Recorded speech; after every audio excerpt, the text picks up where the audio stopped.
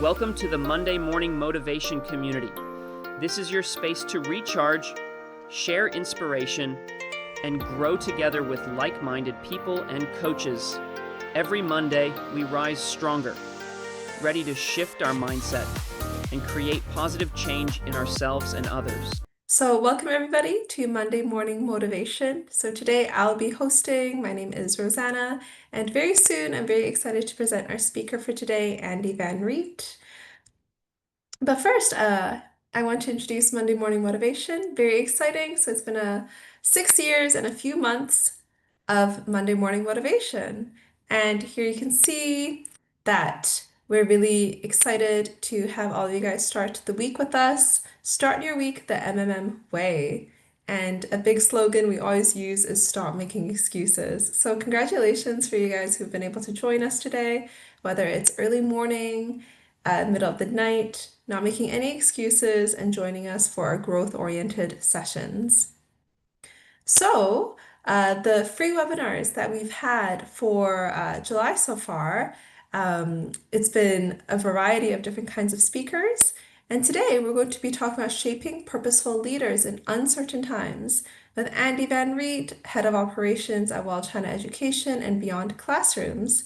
He'll be discussing items such as real-world learning for future-ready students and leaders, proven strategies to build purpose and resilience, and inspiring stories and actionable takeaways.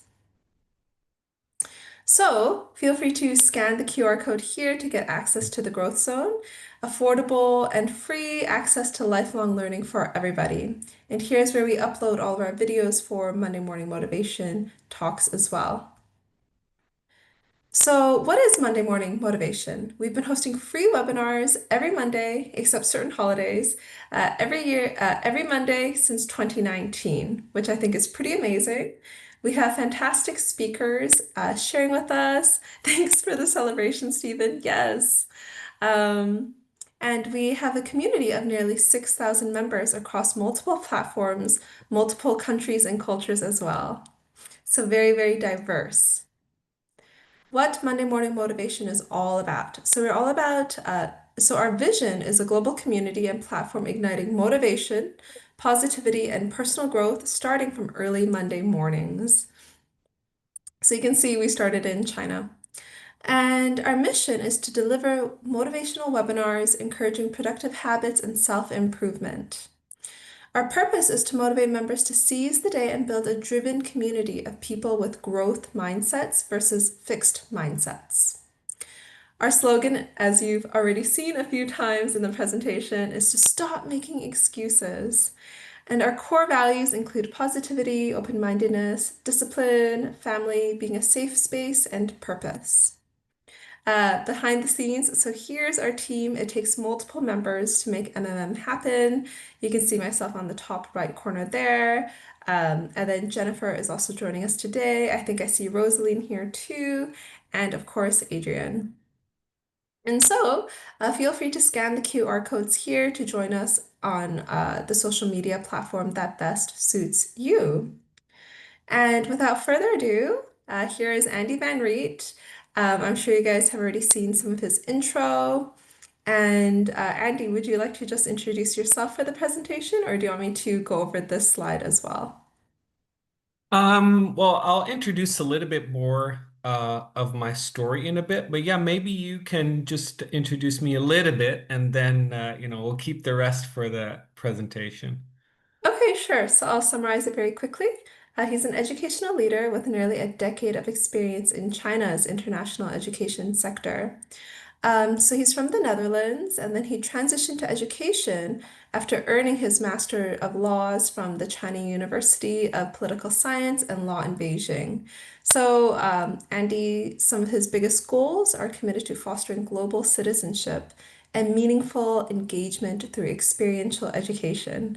So a lot of really big words, and I'm sure Andy's going to break it down into bite-sized pieces for us, for our students, and for any one of us who want to become global leaders.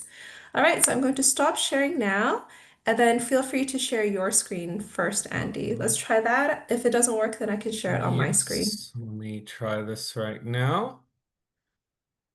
Okay. All right. Can can everyone see this? Yes, good. Yeah.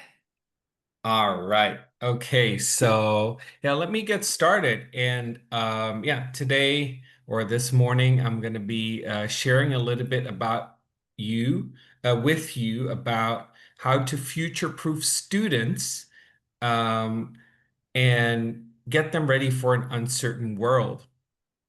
And I'll explain a little bit more what I mean with getting students ready, but let me first explain a little bit about the uncertain world, because it might be a little bit of a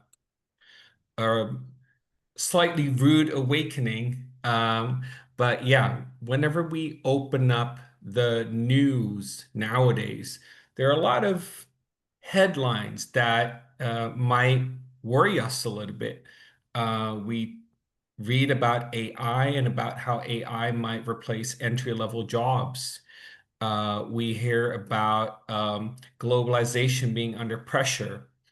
We hear about climate change really being all around us now and really, yeah, a reality all around us here and now. And also that geopolitically, there are a lot of things happening all around the world. We can read about all of these things on a weekly, daily basis. And this can be quite anxiety inducing for some of us, perhaps, but also it's something we need to think about for the next generation, how to prepare those students, the children of today, our young learners, for this uncertain future, everything that's happening. And before I kind of share about what I do in my job to yeah, get students ready for this, let me share a little bit with you about my background. So in the top left, you can see me. This is in my early 20s. I was studying law in Hong Kong. Back then, I was spending some time in Hong Kong. And I actually spent 6 years studying to be a corporate lawyer before I realized, because, you know, a lot of us, right, we grow up thinking and hearing that there's a couple specific ways in which we can be successful, right? There are a couple of career paths that a lot of people say, wow, if you go that way and you manage to get that job, then you're really successful, right? Maybe lawyer is one, but doctor is another one, maybe engineer, these kinds of um, yeah, these kinds of jobs are always kind of held up as like the as conventional success, right? One thing I realized after I spent 6 years studying to be a corporate lawyer was that's not what I wanted, and I wanted to um, go and be in a maybe a slightly less a conventionally successful path, but really something that I felt where I could make a difference, but also a place where I could um, like challenge myself and like by challenging myself, making a difference for the world too in my own small ways. So I ended up pivoting to education in 2016, and I've been working with While China Education and beyond classrooms in experiential education since 2021. Now, experiential education means education outside of the classroom, taking students out and teaching them all sorts of things that they perhaps cannot learn in the classroom. But also, and I'll share a bunch of different kind of things that we've been doing. Um, but one thing I've really enjoyed and one thing that I really feel has helped me a lot is just how many different hats I'm wearing throughout the day and how much I get to challenge myself every day in my job because like I lead a group of great staff members prepping these trips and running them on the ground. I also train staff. I go on the ground and I lead groups of people and I run programs on the ground. And I also am an educator on the ground working with groups of students, such as here. You can see in the second picture that this is a project we were running in Xiamen, so that's in Fujian. And um, I actually want to ask you guys if you have any idea what I'm pointing at. The green kind of like plants behind me. Does anyone know what those are? Does anyone want to wager a guess? Yeah, so if anybody has a guess, feel free to turn on your mic or send a guess in the chat. Um, for myself, I kind of have no idea, but I'm going to guess it's I'll give like, people a couple more seconds. Um, okay, Adrian is guessing it's bamboo or hemp. ooh, no. Yeah, let me just share with you guys what this is because I think it's super interesting. So these are actually mangroves. And all along the coast of China and in many places, subtropical and tropical places, um, these used to grow all along the coast. And they used to be a natural barrier to floods. They used to keep the soil in place of the like the wetlands around the coast. They used to also be home to a bunch of different kinds of animals, creatures like little crabs, like plankton, like that kind of stuff. And what happened in the like kind of the like during the Industrial Revolution and even after that, all of those basically got cut down and replaced by shrimp farms, by concrete, like all sorts of stuff that kind of uh, made it so that these mangroves weren't there anymore. But one very important thing, like a very positive effect that mangroves have is like they are really good at capturing carbon and keeping it in the soil. So, and as I also said, they are a really good barrier against floods.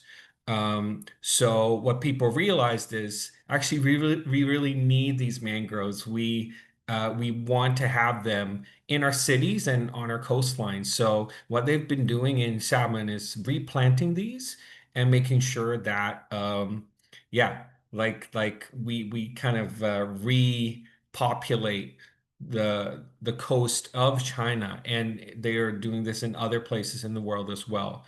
And what we did with the students is we took them to Salmon. We taught them about these mangroves, which a lot of people don't know about, right? And then we also had them do some research, and finally we had them plant some trees.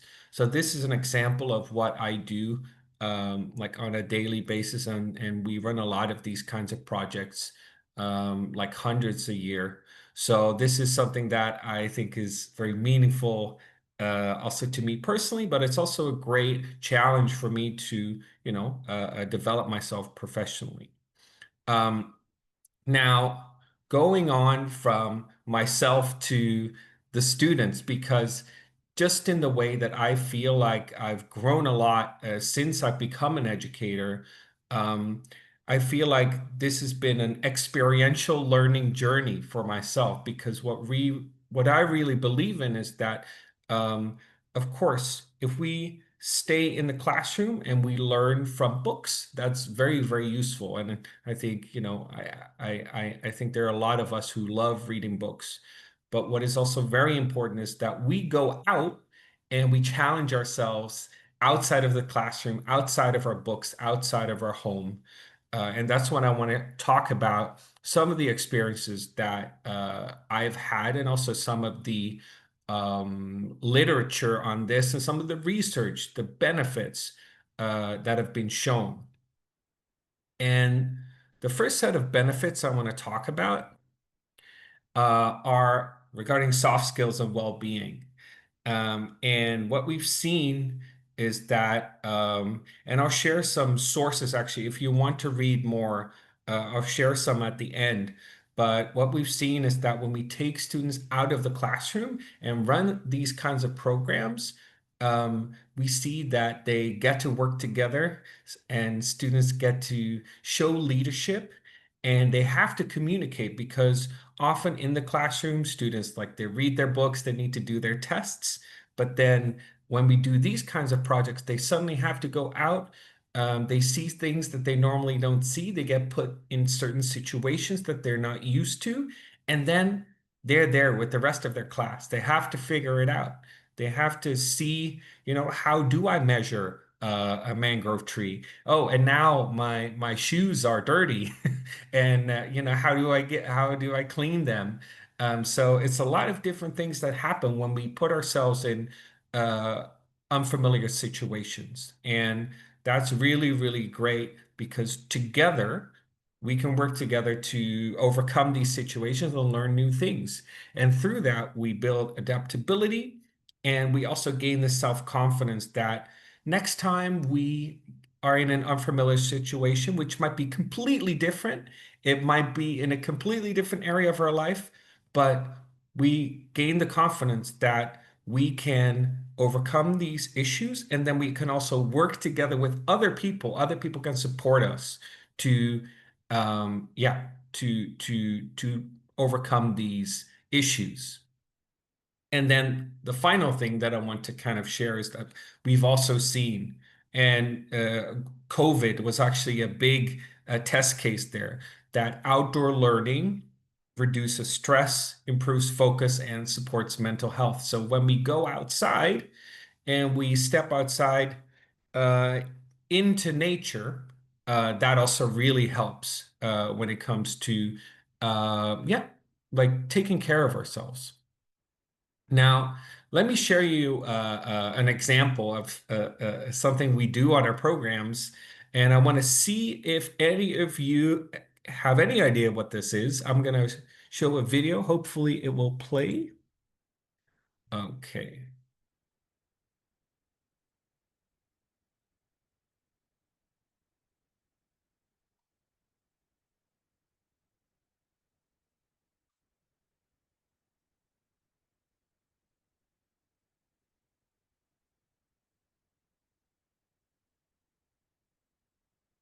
Okay, so has does anyone have any idea what is going on here? What are these dots? What are these people doing?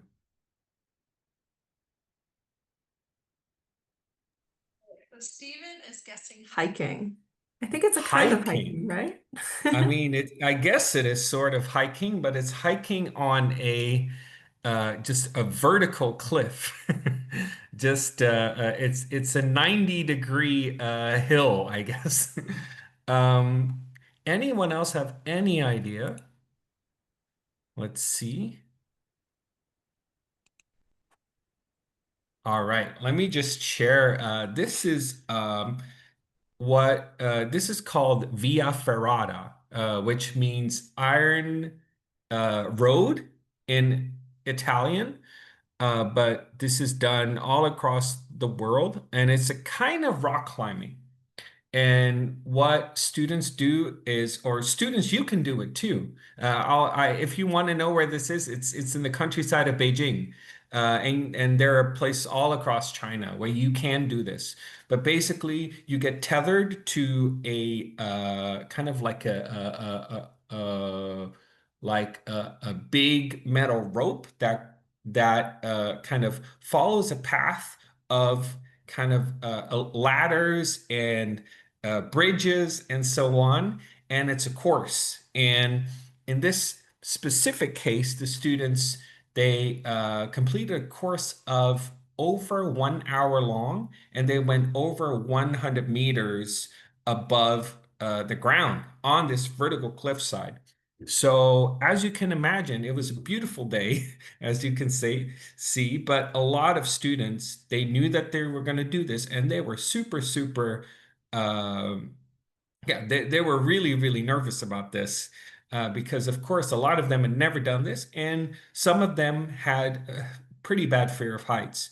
So a lot of students came up to us and came up to their school teachers, and they were like, can we please not do this? I don't want to do this. It's really, really scary. And we told them, you don't need to do this. We're not going to force you to do this, but we really would like you to try. So, let's get our gear on. Of course, they're wearing helmets, they're wearing a harness. Let's put this on, and you can say no at any point, but let's try at least. And if you want to come down, that's fine. But everyone put on their harnesses. They went up. Some students who were a little bit more confident, they went at the front and they gave the students tips.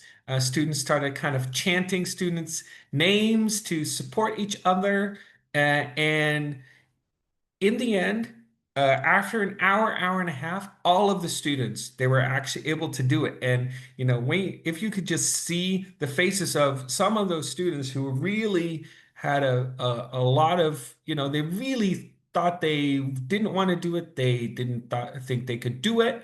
If you could see the faces, could have seen the faces of those students coming back down and, really having surprised themselves, having a huge adrenaline rush, of course, but just, feeling this big sense of accomplishment. That was really great. And, those students, they surprised themselves, and that's something they can take back to, whatever they do in the classroom, like in later in the work environment, because at least this one time they realized that their mind is stronger than they thought it was, right? So I think that's really, really powerful. And yeah, I guess I want to take this as an opportunity as well to ask you guys if you maybe want to share a moment where you also realized that your mind was more powerful than you thought it was. And maybe was there a person who helped you out?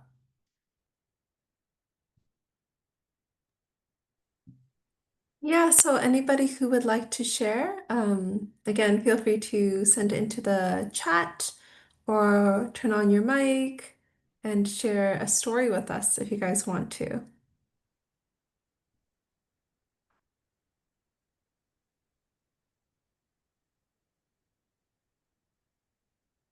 Yeah, it might take some time to think of a story, but Yeah. in the meantime, I can share a story too. Um, so just to clarify, it's a story of doing something we thought maybe we couldn't do, but then we realized, oh, it's like mind over matter, right? And then if there's somebody there to help mentor us, maybe. Okay, sure. So I think for me, one thing that I had to overcome was actually biking. So I used to have fear of biking because I got into a pretty bad accident as a kid, and I actually got a pretty big scar on the back of my hand. It was pretty gnarly. And then yeah, actually, it was some friends and colleagues who really helped me get good at biking. They were very encouraging, very, very patient. And then bit by bit, I got much better at biking. And now I can bike. So I'm very happy to report this. Um, yeah, and then Thanks for Nanyang. sharing. Yeah, Yeah. yeah. And I in mean, the I'm chat, we also have happy Nanyang to sharing share as well. that. I'm also happy to share that actually, when I first did this, because I also have a very bad fear of heights. I'm not sure if this is why, but I did almost fall off a balcony as a young child. And yeah, my parents kind of had to save me. But since then, I have, as a kid, later on as a teenager, I really froze a couple of times. And I still remember visiting the Vatican and going up to the top of the St. Peter's and the dome. And yeah, my mom had to drag me out of there because literally I didn't, my body stopped basically functioning. Um, and so you can imagine that I had to really work on this to help me overcome this fear. But actually, I was able to get on this course, and this was, of course, after I'd already worked on my fear a little bit. But really, for me to get on this course and yeah, be able to complete it was also really a challenge for me, but also a challenge that I was able to overcome, and I was quite proud of myself as well. So yeah, I think it's really good to kind of think about it's really powerful maybe for you to also think about, even if you can't think of it now, think about like, do you have any stories of being able to overcome some sort of barrier? Because I'm sure all of us at some point have. Maybe we forget about it sometimes, but I do see. Yeah, I think that there are some stories as well, right? Participating Yes. Nanyang, participating in a boxing match. That must have been very, yeah, like I don't remember ever having anyone throw a punch at my head. Luckily, fortunately, but yeah, that must have been very like, like challenging but exhilarating to realize you could do that. So, oh yeah, Roger can't do skydiving. That is fine. So maybe you can find out another challenge that is a little bit less scary than skydiving, and you can, kind of, yeah, still realize that you can that you can overcome these kinds of maybe challenges. Rosalie, you're raising your hand. Yes. Hi, Andy. Thank you so Hey, much. Rosalie. Thank Yeah. you so much for sharing your story and like leading through this discussion. It's Yeah. uh, especially like your change, of career and making us Mm, reflect on what is being to have like a successful career. mm, yeah. I've been very touched with yeah, your story. So thank you so much. Um, so about the story to share about like overcoming Yeah. kind of blockages and fears. For me it's not like about kind of these physical challenges, because uh, I'm a bit fearless in this kind of things. I love Mm, adventures, and so I yes. don't see them as uh, I mean, I'm not able to see like the danger of this. Mm. So that's why it looks like I'm fearless, but it's more like I'm like I forgot like the other name, but it's just like I'm unconscious, right? um, However, I've actually had blockages, because last year I've gone like through a lot of changes in like my life, and suddenly I was thinking wow, this I cannot do, this I cannot do, this I cannot do, this I cannot do, a lot of things like that are very very basic. But for example, last year when it was the celebration of Monday morning motivation, like the fifth year. But I thought like it was so important to keep the community. Janine was, going to pass it on, and she was looking for somebody to take over, but she hadn't found it. I was like, oh no, but you really have to keep it because it was so helpful during the pandemic. It's so meaningful as like a community to to get motivated or to be inspired on the Monday morning. And Yeah, I just said like, okay, I'll just step in Mhm. and see like what we can do. But it was so incredible how people, just like every part person that I found, that I found like, oh, that would match, or uh, would be happy to support, actually just did their part, and by one doing like a PPT, one doing the collection of the speakers, one recruiting, it's kind of like a teamwork that kind of made it keep this community, and uh, I was so like by myself, I couldn't have done it, and I was not thinking that I had time either. But I just realized like, wow, it was incredible how um, things came together because everybody did one part. And yeah, Rose and I, Jenny, and Mhm. Adrian are really part of it as well.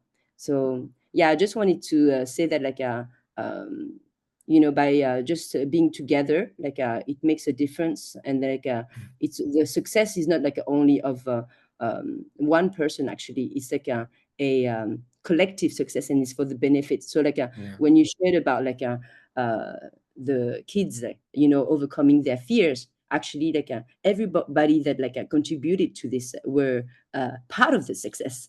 It's kind of Yeah. also the latest the soccer match, right? Like that happened. It's not Yeah. the captain that won. It was like the whole Yeah. team, and it's not only the whole team that won. It's like the whole country. It's not the whole country that won. That is the spirit of it. I think it just reminded me the impossible that happened in South Africa when they won the World Cup. They were doomed to lose because people didn't believe, but just because um, yeah, the spirit of it made it work, and the impossible happened. So yeah, just wanted to share this with you. Yeah, thanks a lot, Rosaline. And I think that really speaks to the power of community and helping each other, right? Because when we're by ourselves, like it's very easy to get inside our own heads, right? And be like kind of like talk ourselves into a hole. And we really need perspective and leadership from each other in different areas, right? Because we all have each other's, like all have our own strengths and weaknesses, parts where we need a little bit more support and parts where we can support each other. So that's something we see like every time we run these kinds of student programs. But that's also something because like sometimes we forget, but children are just people, right? And we're also just big kids.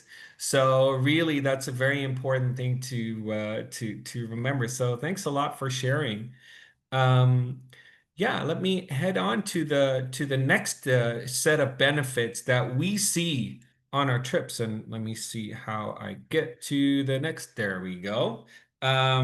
So yeah, what we also see, and this is something we share a lot.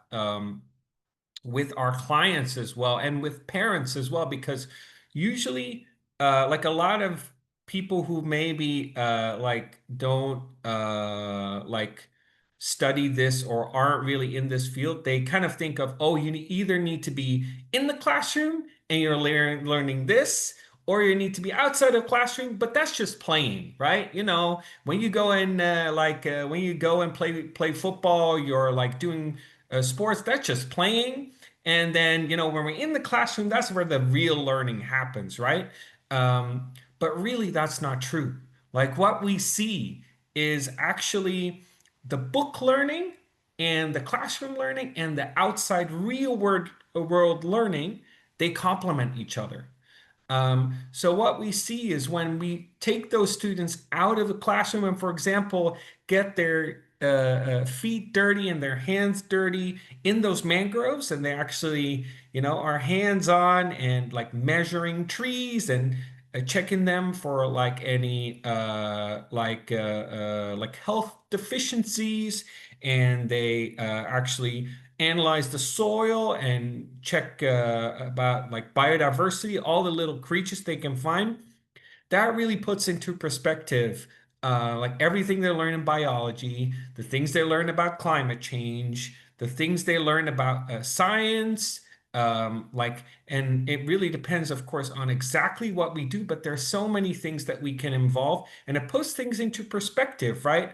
Because normally in school, especially traditionally, right, we have our English class, we have our math class, we have our science class, but where does it come together, right?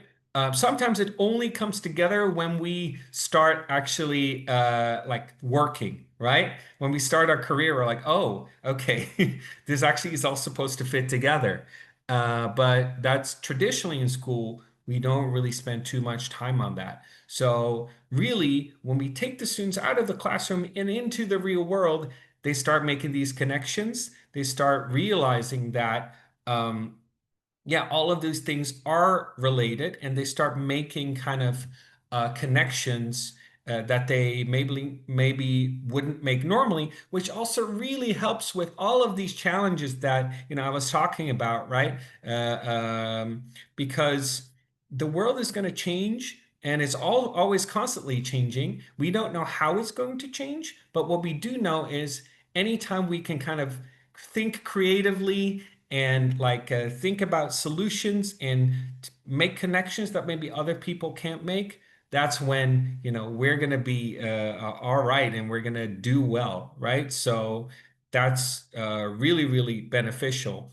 And then one thing we really, really see as well is that the students who are good inside the classroom aren't always the students who excel outside of the classroom as well. And I'm sure you like everyone with a little bit more of life experience here, right?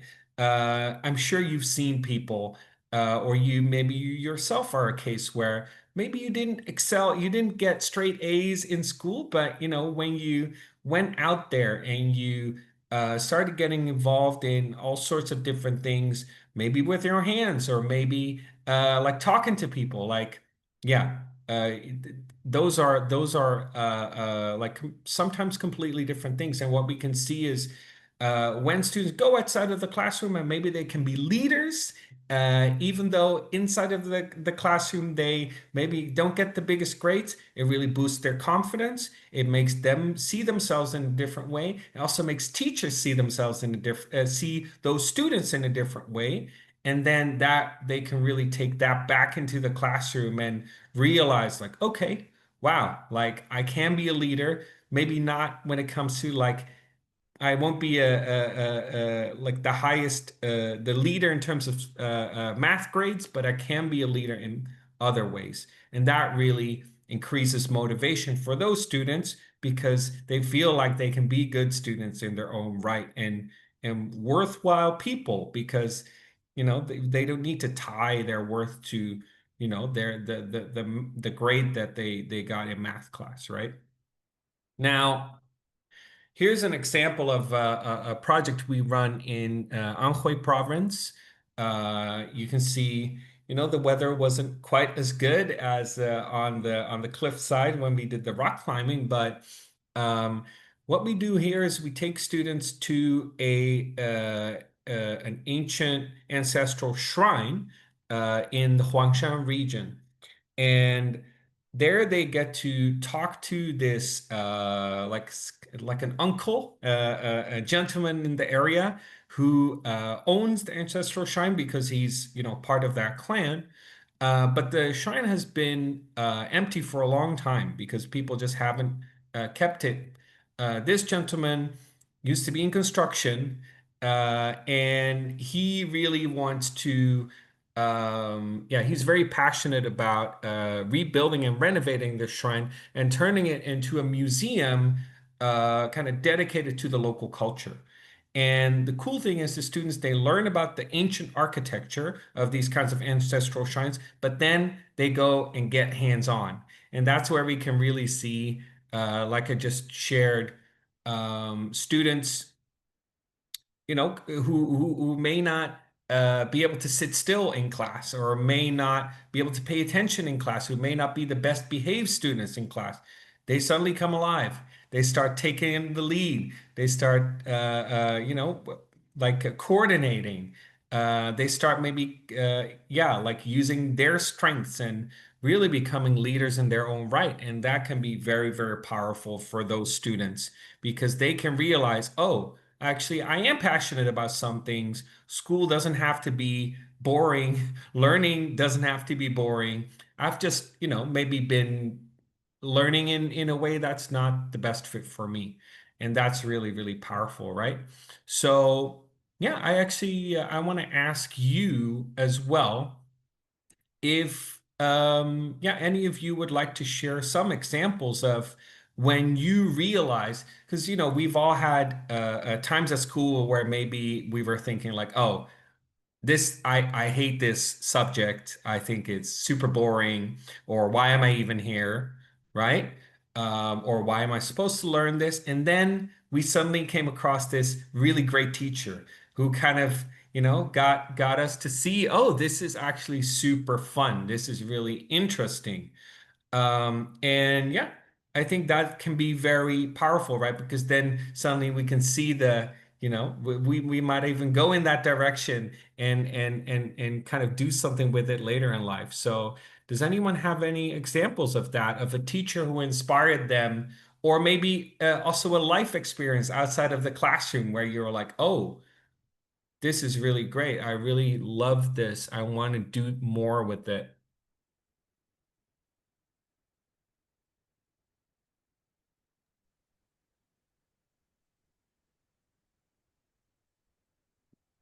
Hi, everyone. For me, it was with physics. I Hmm. never enjoyed physics, but Hmm. my first degree is in environmental science. Hmm. I did not like physics at all.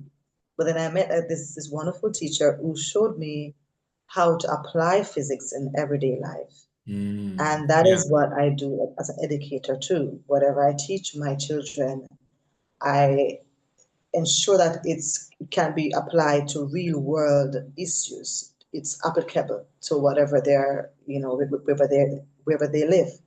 And as educators, this is what we should be doing. We should be helping the students to acquire informal skills. Formally, we call it the hidden curriculum, where it's not along with the formal curriculum that they have, but it's hidden because these are skills that you really can't define and put in a book. You're learning all of these skills, resilience and tenacity and collaboration and all of those. So we should enable our students to discover these skills, unearth these skills to become 21st century learners.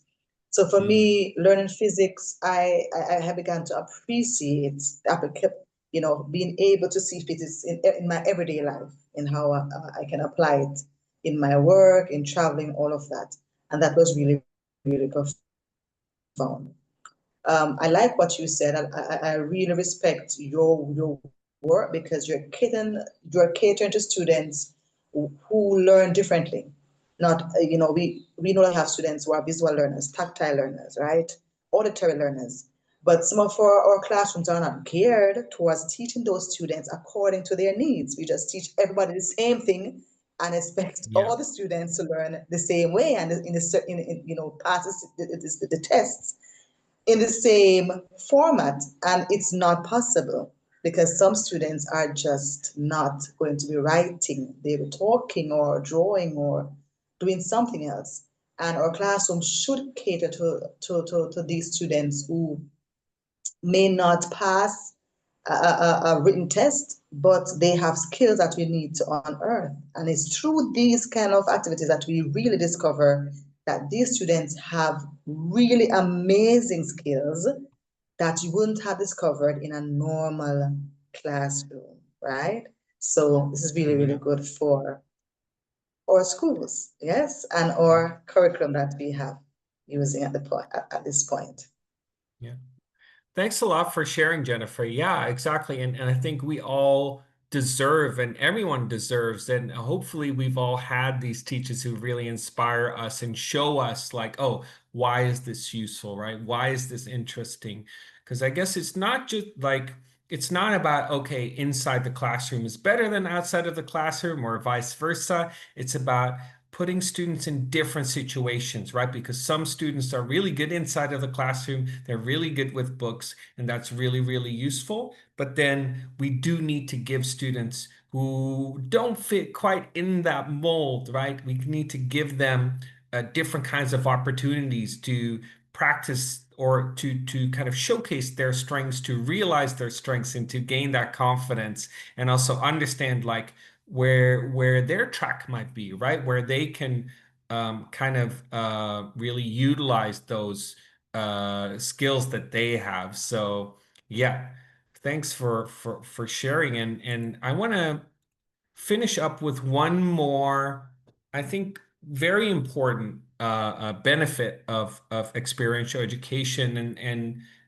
this might be a little bit harder to measure, but I think it's very important because we live in a global world, right? We live in a world where we're more and more closely connected, and we all in this meeting, we have and also all of these students who go to international schools, to these bilingual schools, they get a lot of chances to interact with people from different cultures, right?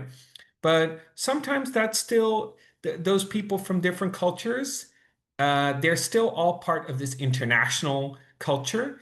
And I think what's really, really useful is for students to really even, to step out of that bubble a little bit and go outside and go to the countryside and go and meet all sorts of different people from all sorts of different walks of life, and really understand through that process, and meeting all those different people, to understand their privilege and their kind of standing in life, and also understand how they can make a difference, and not just by themselves, kind of as like saviors, but working together with people from all sorts of different backgrounds and making a difference together, right? So that's really powerful. When we take students out of the classroom, they go to places that they normally never go to. They interact with people that they normally would never interact with. And through that, they realize, okay, this is the difference that I can make, right? And let me share with you another example, one final example for today, which is a project we actually ran not in China, but in Vietnam. So we took students, this is a school from Philippines, and we took them out to a village in the countryside of northern Vietnam. And they spent the afternoon after getting there, they spent the afternoon with the locals, learning about the local culture, and like they ate some great meals. They learned about some local art. Um, but then afterwards, at the end of the afternoon, we'd given them some free time because it'd been a long day. It was pretty hot, and instead of taking the free time, the students, our high school students, they noticed there was a football field not too far, and they saw some of the local kids standing around, and they took the initiative to go over and ask those local kids, with some hand gestures like, "Do you want to play a game of football?" And this was completely unplanned. We hadn't thought about this. We hadn't, it wasn't even, didn't even come to mind as an option, but it was spontaneous and it happened. And it was really, really great because, these are spontaneous, organic interactions between people who would normally never get a chance to interact, right? So that was really great. And then the next day, the students, together with the locals, built a road together to a road between the village and their rice fields, to help the local villagers, yeah, make it easier for them to plant and harvest their crops. But again, that wasn't the students coming in and doing it. It was a collaborative effort. So yeah, hopefully what the students took away from it is like, these people aren't too different. And we can work together and make a difference, right? And yeah, I want to ask you guys as well, like, is there a moment that came to mind for you? Because we all usually, like, there's a lot of kind of things in the world and maybe the media that we consume that kind of tell us like, oh, there's so many different, like, this is us and this is them. We're all very different. Like, what was a time in life where you kind of realize, oh, I can make a difference and we can make a difference together. And maybe people from different backgrounds actually have a lot in common. Like, is there anyone who'd like to share any stories, personal experiences?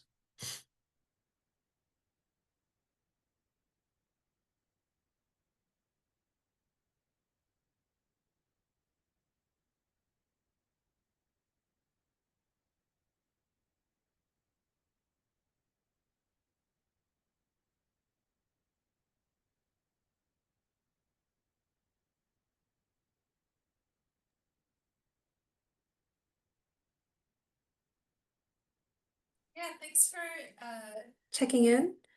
Just to clarify, so is the question like a story we can share where our perspectives or minds shifted because of something unexpected? Is that what you mean?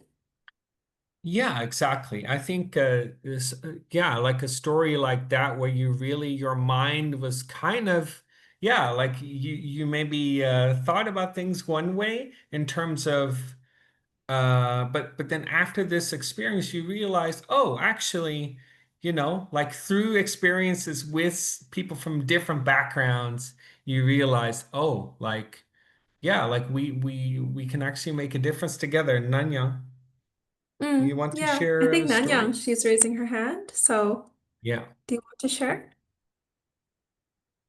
Yes. Yeah, I'm in the US right now. I originally live in and work in Shanghai for the past 9 years.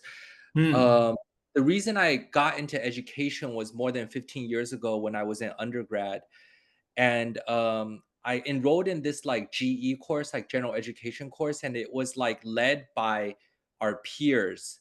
So I guess like the professor was like an older gentleman, like way older, like my grandfather's age, but he Hmm. actually had a new like unlike the other professors where it's just lecture style and they didn't know us students, he actually facilitated the class, which was pretty big, like maybe around 100 students, but he divided us up into a way that there was peer leaders, and then he gave us responsibilities such as like being a workshop leader, being a peer mentor.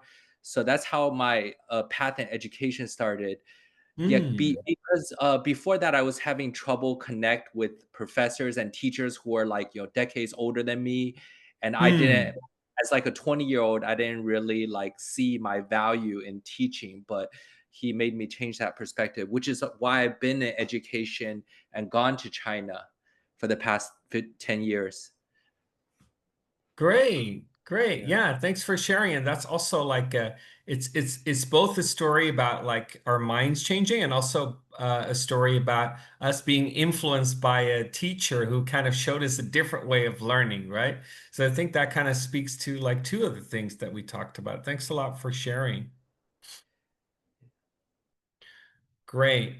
Yeah, why don't I kind of wrap this up because I think, we've talked about this quite a bit already because a lot of people have changed kind of shared their experiences, but I've kind of talked a lot from my experience as an experiential educator, right? As someone who runs a lot of school trips, a lot of like experiential education programs, but I also want to kind of link it back to how we can apply this in our personal lives.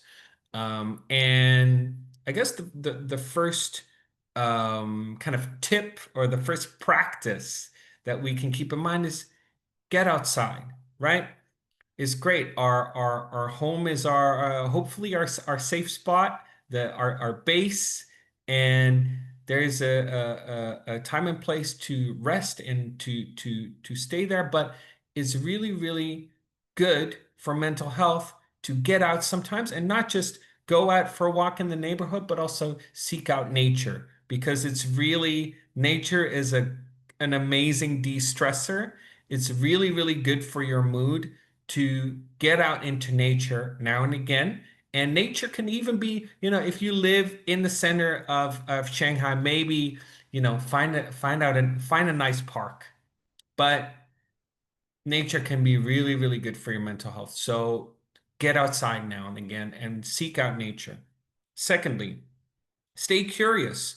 We all live busy lives, and it's easy to get stuck in a rut, right? So it's easy to kind of stay within our routine, but it's very important to keep challenging ourselves and seeking out new experiences, especially if they feel uncomfortable, because that really helps us kind of stay in that mindset of challenging ourselves and growing and not being afraid to try new things, because if you stop trying new things, you stop learning, right? So stay curious, seek out those new experiences. They can be small things like, going out and meeting some people that that maybe you haven't interacted with, but stay curious. And that's a great way to keep learning. Thirdly, reflecting deeply, because this is a little bit of theory, but when we talk about experiential learning, we talk about doing something and having these experiences, but then also reflecting on them, taking the time to sit down and thinking about, what did I learn from this? What are some of the things that I've done? And I think that's very, very important. And you can reflect by yourself about, some of us maybe meditate, some of us maybe sit down and talk about our days with our friends or partners. There are many different ways to reflect, both individually through journaling or meditation, or in a group setting by talking to other people. But it's really, really good to not just live our life running around and doing as many different things as possible, but also thinking about, what am I learning? What am I doing? What are some of the things that maybe I can improve on? And what are some of the steps that I can take? So reflection is very important. Now, the fourth practice is practice adaptability. And that kind of has to do also with seeking out new experiences, right? I started this presentation by talking about we're in an uncertain world, right? There are a lot of things happening. It's really important to not get stuck in that rut, right? Because if things keep if the world keeps changing around us, which is going to happen, which has always happened, we need to get ourselves comfortable with that, because change is a fact of life. So it's important to get ourselves used to that. And that also starts with our own actions and our own choices of trying new things. And then the final practice that I want to share is build community, right? I think Rosaline's anecdote was really, really powerful because, yeah, community, as a community, we can support each other, and we can kind of, propel ourselves to greater heights together by being supportive of each other. Okay, so yeah, just to finish up, um, let's give ourselves permission to explore, experiment, and evolve. The world is ever changing, and that's not going to stop. Let's make sure that instead of saying, okay, maybe this is going to happen, maybe that's going to happen, or just letting ourselves be taken by surprise by all of that change, let's give ourselves permission to explore, to experiment, to challenge ourselves, to kind of get ourselves comfortable with that change, and even excited about that change. And let's do that together, either here or there are lots of places where we can connect and be a community together and support each other in our journey for self-improvement. So thank you all.